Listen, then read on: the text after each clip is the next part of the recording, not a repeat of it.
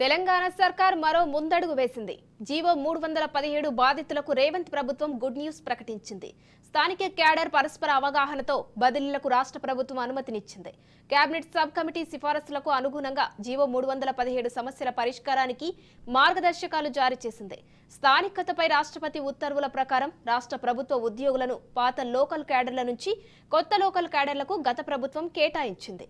ఇందుకోసం 2021 December 6న GO 317ను జారీ చేసింది. ఈ ప్రక్రియలో తమకు తీవ్ర అన్యాయం జరిగిందని సుదూర ప్రాంతాల్లోనే క్యాడర్లకు వెళ్లిన ఉద్యోగులు ఆందోళనకు దిగారు.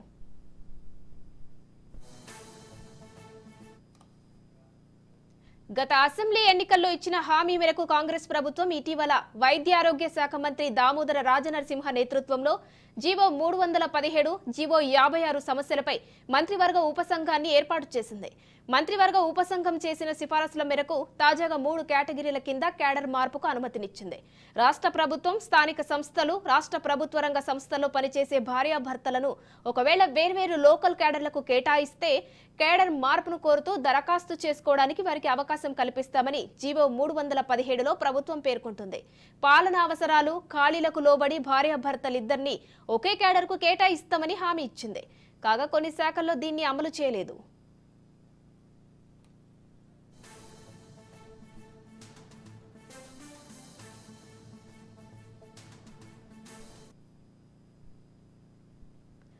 చాలా మంది ఉద్యోగులు స్పౌస్ కేటగిరీ కింద కేడర్ మార్పుకు దరఖాస్తు చేసుకున్న పరిగణలోనికి తీసుకోలేదు. మంత్రివర్గం ఈ అంశాన్ని పరిశీలించి ఖాళీలకు లోబడి గరిష్టంగా సాధ్యమైనంత వరకు క్యాడర్ మార్పుకు అవకాశం కల్పించాలని సిఫారసు చేసింది. సంబంధిత విభాగాధిపతుల నుంచి ప్రతిపాదనలు, సిఫారసులను సేకరించి డిసెంబర్ 31లోగా ఈ ప్రక్రియను పూర్తి చేయాలని అన్ని శాఖల కార్యదర్శులను ప్రభుత్వం ఆదేశించింది. ఒకే శాఖలో ఒకే కేటగిరీ పోస్టులను కలిగిన 2 వ్యక్తులు వేర్వేరు లోకల్ క్యాడర్లలో పనిచేస్తుంటే వారిని ఒక లోకల్ క్యాడర్ నుంచి మరో లోకల్ క్యాడర్ కు పరస్పర బదిలీ చేయాలని ప్రభుత్వం సూచించింది. ఈ నెల 1 నుంచి 31 వరకు ఆన్లైన్ ద్వారా మళ్లీ కొత్తగా పరస్పర బదిలీలకు దరఖాస్తులను స్వీకరించాలని ఆదేశించింది. ఇందుకు ప్రత్యేక వెబ్ పోర్టల్ ను ప్రభుత్వం రూపొందించింది.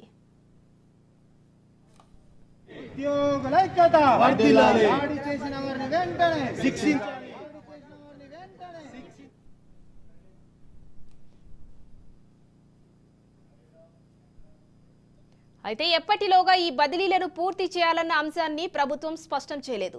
ఒకే యాజమాన్యం కింద ఒకే కేటగిరీ పోస్టులో ఉండి ఒకే సబ్జెక్టును ఒకే మీడియంలో బోధిస్తున్న ఉపాధ్యాయులు, ప్రధానోపాధ్యాయులు మాత్రమే ఒక లోకల్ క్యాడర్ నుంచి మరో లోకల్ క్యాడర్ కు పరస్పర బదిలీకి అర్హులని ప్రభుత్వం స్పష్టం చేసింది. జిల్లా ప్రజా పరిషత్, మండల పరిషత్, ఇతర స్థానిక సంస్థల పాఠశాలల్లోనే బోధనేతర ఉద్యోగులను పరస్పర బదిలీలో భాగంగా మరో లోకల్ క్యాడర్ పరిధిలోని సంబంధిత జిల్లా ప్రజా పరిషత్, మండల పరిషత్, ఇతర స్థానిక సంస్థల్లోనే పాఠశాలలకు మాత్రమే బదిలీ చేస్తామని తెలిపింది. పరస్పర బదిలీల కింద వచ్చే ఉద్యోగులను కొత్త లోకల్ క్యాడర్ సీనియారిటీ జాబితాలో చివరి రెగ్యులర్ ఉద్యోగి తర్వాత చివరి ర్యాంకును కేటాయిస్తామని స్పష్టం చేసింది.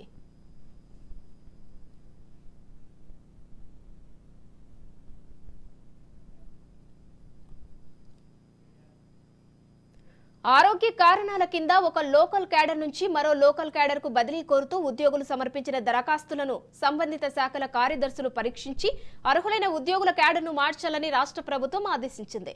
70% ఆపై వైకల్యం కలిగిన ఉద్యోగులు, కారుణ్య నియామకం కింద నియమితులైన వితంతు ఉద్యోగులు, క్యాన్సర్ బాధిత ఉద్యోగులు, న్యూరో సర్జరీ, కిడ్నీ మార్పిడి, కాలేయం మార్పిడి, ఓపెన్ హార్ట్ సర్జరీ చేయించుకున్న ఉద్యోగులు క్యాడర్ మార్పుకు దరఖాస్తు చేసుకుంటే పరిశీలించే అవకాశం కల్పించాలని కోరింది. మానసిక వైకల్యం గల పిల్లలు ఉన్న ఉద్యోగులకు వైద్య సేవలు అందుబాటులో ఉన్న ప్రాంతాలకు బదిలీ చేయాలని సూచించింది. అయితే డిసెంబర్ 31లోగా బదిలీల ప్రక్రియను పూర్తి చేయాలని కోరింది.